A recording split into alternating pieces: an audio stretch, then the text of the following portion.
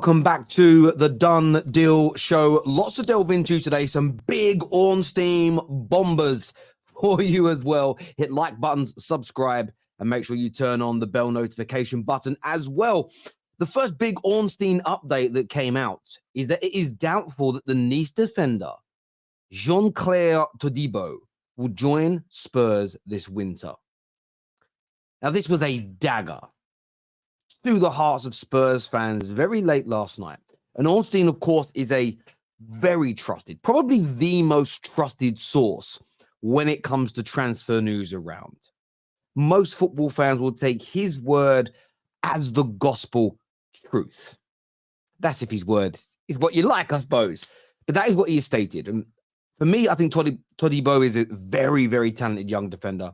Man United are linked to him. As a Man United fan, I want him.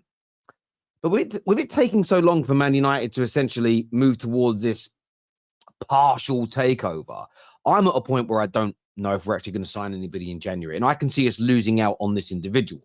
Now, what's very interesting about this story is that there's been a contrast, not a contrast, sorry, a challenge, I suppose, to what Mr. Ornstein has had to say about it. And this article here, and I'm going to read this for you, states that Tottenham have entered official talks with Nice over Todibo and are currently thought to be ahead of Manchester United in the race for his signature. It says Nice are prepared to do a deal with Spurs for the right price rather than hold out for Manchester United where they're waiting for that takeover.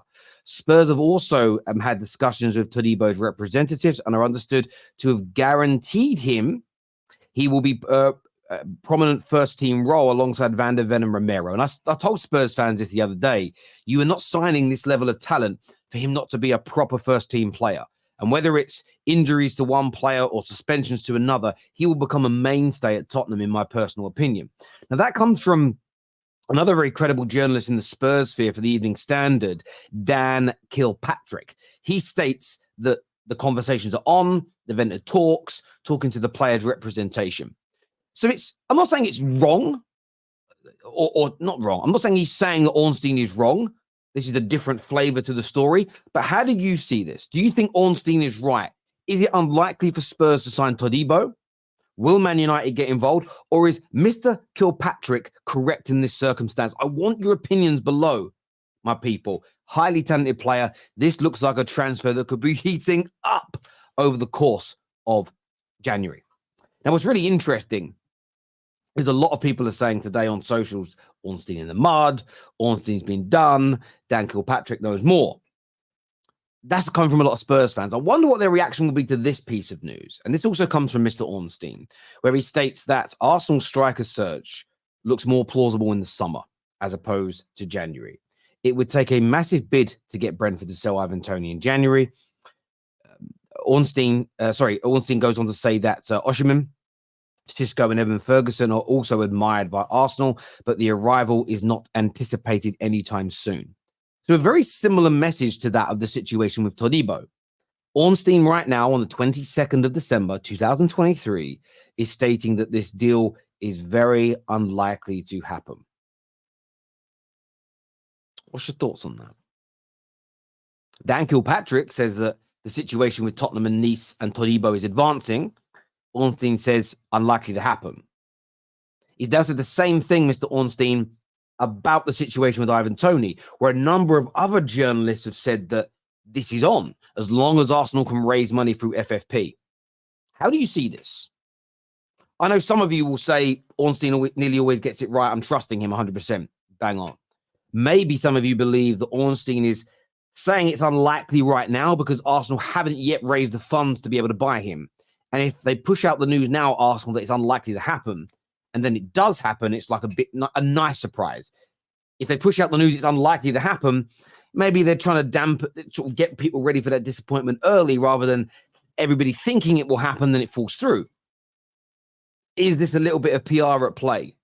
I really want to ascertain your opinions. I want to know your thoughts and I want to know your feelings around this deal. But Arsenal certainly need to sign additional players in January. And if it isn't a striker, at least bolstering the midfield. I don't think Arsenal can afford, in my personal opinion, to go through January without adding additions. Because right now it looks like City will.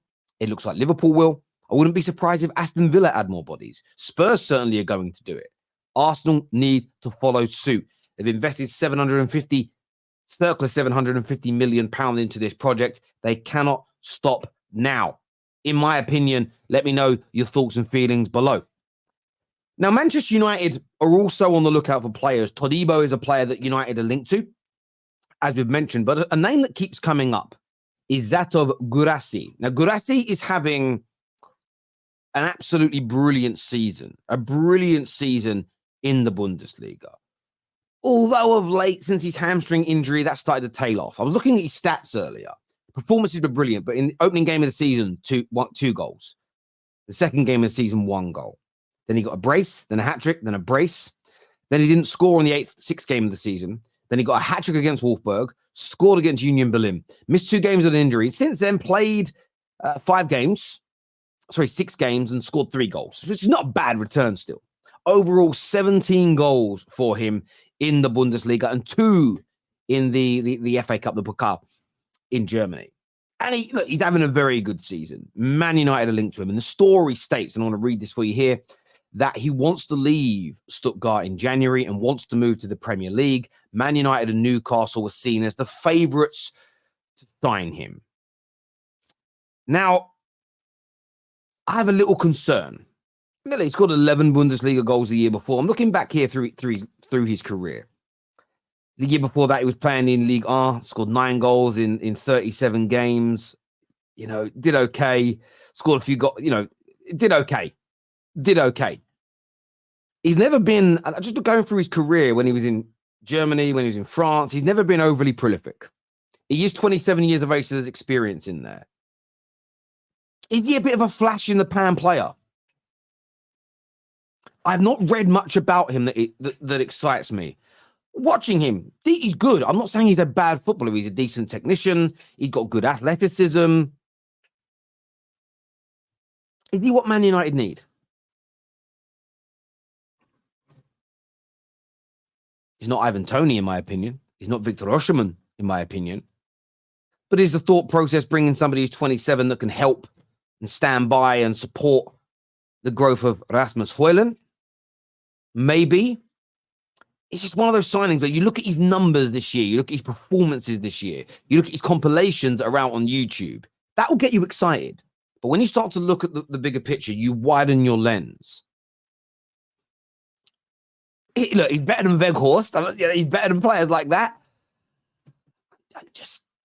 When you're just not convinced. I'm just not convinced enough. The one thing he does have is good size, good physicality, good touch. Maybe he's just come into his pomp now. Maybe we should buy him. I don't know. I'll be honest with you. I don't know. Even when you just break him down statistically, look at him at his clubs, okay? When he was playing for 25 goals in 81 games for Stad, he played for, he's not this year, he's been pretty good. 44 games for Stuttgart, 33 goals. That is a decent return if we're being honest with ourselves. Just not sure. And I don't know if I'm being disrespectful. I don't know. Even if we look at competition, like stats per competition, you break it down. Bundesliga, in fairness to him, a lot of goals in the Bundesliga. 11 last season in 22 games, 17 in 14 this year, which is pretty good. Didn't really set the world alight in France for goals. On a European level, he must have scored goals. Yeah, it says here he hasn't scored goals. Okay, no, Champions League, International Cup. Sorry, yeah. European-wise, he's played 18 European games, and that's a mixture of Champions League, Europa League, and Conference League. Scored 7 goals. It's not a bad return. I'm not saying he's a bad player. And I'm sort of deliberating as I'm recording, because as I say, I don't edit these videos. I don't really see the point. I'm just not convinced. I want to gauge your opinions on this because I'm not even on the fence. I'm just undecided. I'm unsure. I don't know. There's part of me that's like, oh, this could be good. There's another element that says, are we buying someone who's just having a good moment as opposed to is really at that level? Let me know, people. Now, another thing that's interesting is the Man United takeover at the moment, and we know it's very, very close. What I suppose is a bit of a dagger to Man United fans is this wasn't the outcome the vast majority of us even wanted. But not only is it not what we wanted, it's taking forever. it is now going to run well into January, because even if it's announced today, it's still being stated by the Times here that it's going to take several weeks for this to be ratified by the Premier League. A lot of us were hoping that was going on behind the scenes. Now, maybe it is, and nobody's aware of it yet. But the fact that we still haven't had the takeover, still haven't had the injection of money, still haven't got the new regime in to run the club a week before the January transfer window opens, when we are desperate for additions, is crazy to me. You know, there could be a great talent like Todibo that's going to go to Spurs because we ain't ready. We need some additional players in that midfield and up front because we're light. And I just got a horrible feeling we're going to, even if we buy people, who's selecting them? Imagine buying people now in January and spending, let's say we spend £100 million in January. I'm making that figure up. But then the new regime come in and go, yeah, they're not the kind of players we want for the future of the club. It may not be a mess. It may be fine. But I feel like it's a mess still. It's so frustrating. How is this not done yet? It's been going on for 13 to 14 months. And I understand it's big business. I understand these things take time. I really do. But it's becoming nauseating now, waiting for this to go through, because at least the hope was you'd get to January, we could push on, push forward. But we'll see. Give me your thoughts and feelings below, people. Make sure you've hit the like and the share button. Until next time, take care. Goodbye. God bless. And I'll see you all again soon. Peace.